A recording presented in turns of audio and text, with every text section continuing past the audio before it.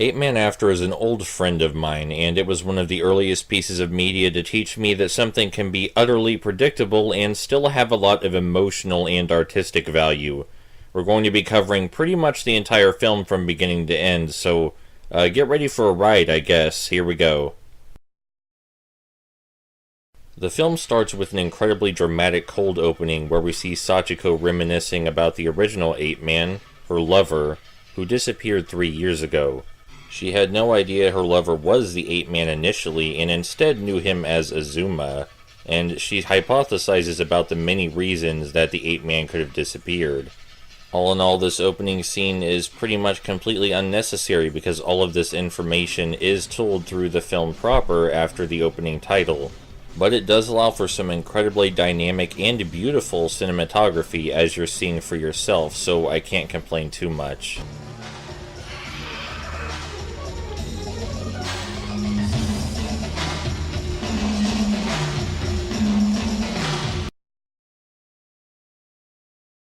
After the title opening proper, we see the city where the film takes place, and it looks like a right piece of shit, and the film does a good job conveying this in just a few seconds. We even see one of the protagonists snatch a purse, though we don't know him yet. The film pans up to this ominous tower where it does a really beautiful and seamless transition from the shitty reality of the city to this beautiful, flawless toy replica of the city that this corporate executive considers to be his ideal, and this definitely is not foreshadowing to the future of this character in any way. What do you think of my chances if I decide to take the plunge and run for mayor? Who? Me, sir? Well, I've never been very good at predicting politics or football, but personally, I think you'd make a fine mayor. I'd certainly vote for you. I love this city with all my heart. That's why I can't bear to witness what's happened to it. Drug peddlers everywhere, whole districts abandoned to criminals, corruption spreading like a cancer. More than a businessman, I'm a dreamer. And this model is my dream, my vision of a revitalized city that's safe and clean and whose citizens need never again live in fear. So we can see our primary female protagonist, Sachiko, is 100% behind this corporate executive Daigo's ideals. That's going to be important later, but not too important. Immediately after leaving Daigo's office, Sachiko runs straight into our main male protagonist, and this guy seems a little strange. So I'm paranoid. You're a policeman, aren't you? I bet you hate cops, right? No. In fact, I once knew a policeman. Me? I've got no use for him. I guess I'm just gonna let you go on in there, though. Strange man with a gun showed up, says he's not with the police. I'm out of here. I got places to be. This isn't my business. Excuse me, but you can't wait here. You'll have to make an appointment. Won't take a minute. Mr. Daigo, I presume? Mr. Daigo can't see you now. Get out of here. What is he? Blind? I see him fine. Oh, a tough guy, is that it? Well, we'll see how tough you really are. Hold your horses, pal. Why make things difficult? From your manners, I assume you're a policeman. Well, speak up, man. What is it that you want? Eddie Schmidt, does the name mean anything to you? So here we first learn that our main male protagonist, Hazama, the guy with the weird trench coat, is looking for Eddie Schmidt for a missing persons case. Eddie Schmidt was a high-ranking researcher at Daigo's company, but Daigo laughs off Hazama's request and then promptly calls security, as would be expected. It's pretty clear at this point that Hazama is some kind of detective, and it's really fucking weird to think about what he wanted to accomplish in this scenario. Granted, I'm really not sure what other course of action he could have taken given the incredibly limited power that detectives are given in this universe, but this didn't accomplish a damn thing. I'll notify security, sir.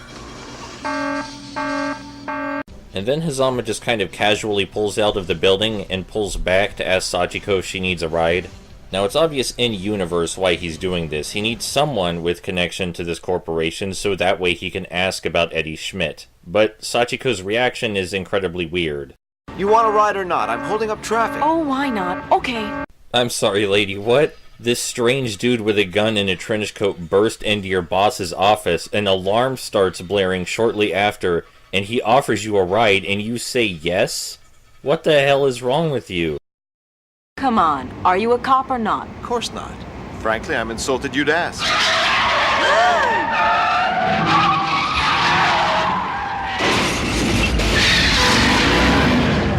Stop this car. I'll get you where you're going. Take it easy.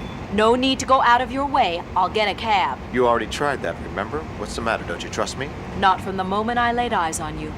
But when you offered me a ride, I decided, fuck it, I'll get in the car with you anyway. You seem like a stable, sane individual. You're a private eye? Bingo. Don't worry. I don't know what you've heard about us. But I'm clean. Ask your buddy the cop or anyone in the department. This is actually an incredibly good bluff on Hazama's part. He's actually very good at being confident, which is, it's also a downfall. I guess it's a good thing Sachiko was stupid enough to get in the car with him, but we'll see why this was a bluff later. Take me to the research lab on South Street. I love this look. You see this look right here? This look says mild surprise and also, fuck yeah, I found my connection. This is the one. This is how I'm gonna get my info.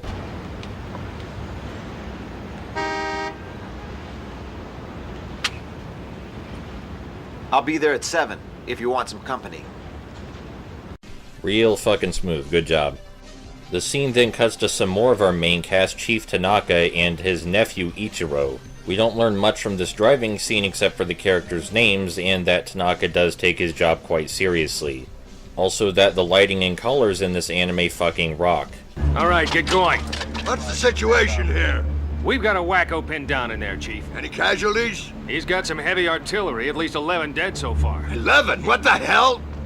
It quickly becomes apparent that the guy they're dealing with isn't so well attached to reality. He charges out right in the middle of the police's gunfire and just takes all the bullets head on without even thinking. And this isn't because he's just stupid, there's an in-universe explanation for this. We also learn that this guy is an ex-cop, which doesn't do a whole lot for the police's already terrible reputation. Go for it, take him out!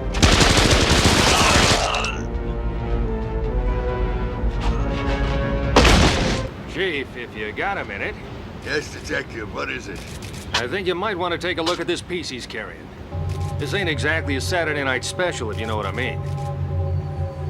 After that brief look of exactly how fucked up the city is up close, we go to Hazama's apartment, and does he ever get that stone-cold look off his face? When he enters his apartment, we see that purse snatcher, Sam, also a friend of Hazama's, and he's just kinda boogieing in Hazama's apartment. Hey, Zam! How the hell did you get in here? You got a cheapo lock on your door. Man, I've seen bottles of aspirin that are harder to get into than this place. Guess it's no big deal, though. You got nothing in here worth stealing anyway. Speaking of which, where'd you swipe the boombox from? I got that stereo totally legit. It was a birthday present from my dad, but don't ask me where he stole it from. So where is my old man anyway, Zam? You had 3 whole days to find Face him. it, kid. O'Connor's probably just passed out in some alley. You could always look for him yourself, you know. So we're introduced to one of our earliest secondary plots, Sam's missing father, O'Connor. And from the way Hazama talks about O'Connor, we can assume he's not a great guy. And that may be part of the reason he's in no rush to find him, though I'm sure he cares at least a little given his relationship with Sam. I'm telling you, the man's in trouble. Hey! Look, the situation's changed, Hazama. We need to meet. How soon can you get here?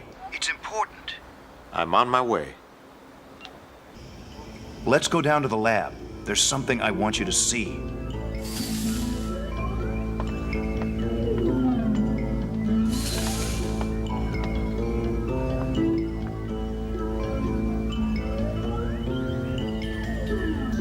Glad you could make it, Chief. I believe you know Hazama? I know him. It's been a long time.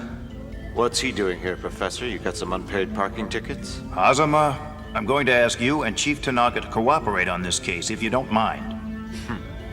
Don't start, kid. I'm not happy about this either. It's a bad situation.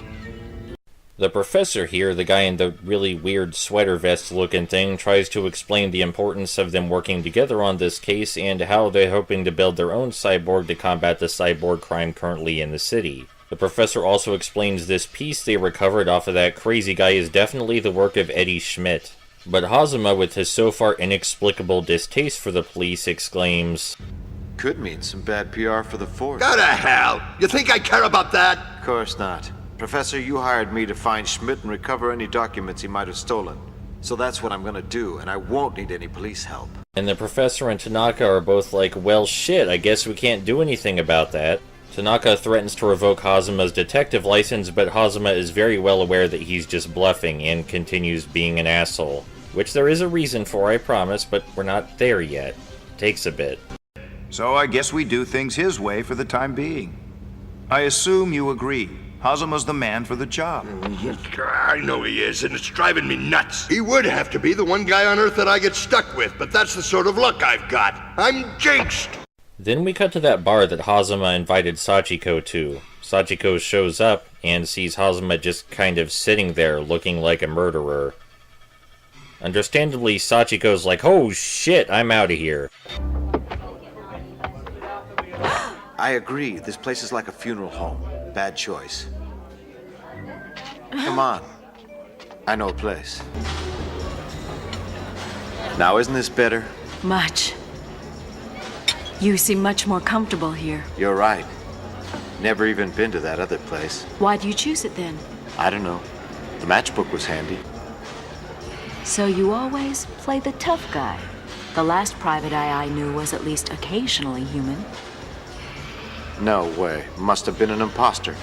After some more dialogue explicitly explaining how confident Hazama is, Hazama gets to the job of asking whether Sachiko actually knows anything about this Eddie Schmidt fellow. When are you going to tell me about this case? I assume that's why you arranged this rendezvous. That had something to do with it, yeah. Ever seen this man before? Should I have? Who is he? Eddie Schmidt? So what'd he do, steal something? Or does he owe you money?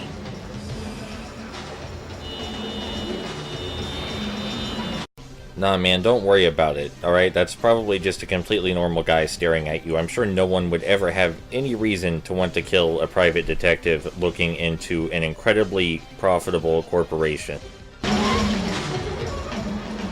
Thanks a lot for dinner. I'll see you around. Hey, you really mean that? Can we do this again? Sure.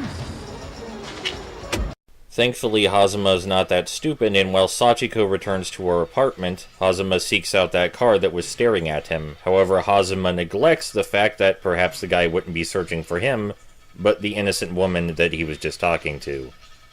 The thug understandably thought it would be easier to interrogate and intimidate an innocent woman than a guy with a gun. Thankfully, Hazama figures out what's going on almost immediately after seeing the car empty.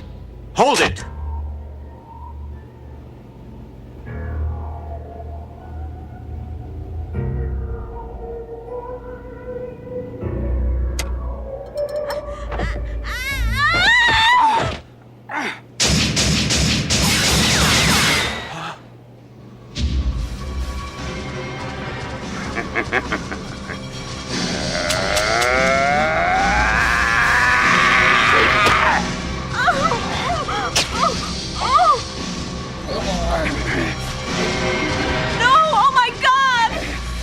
I know this guy, Tony Gleck.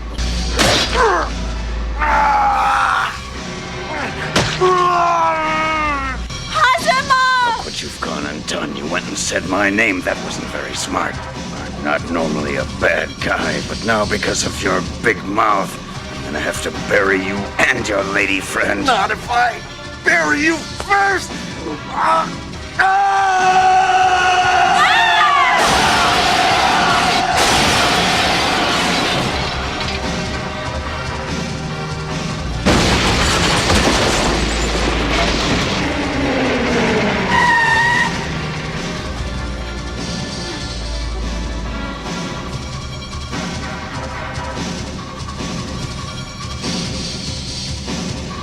Oh no, not again.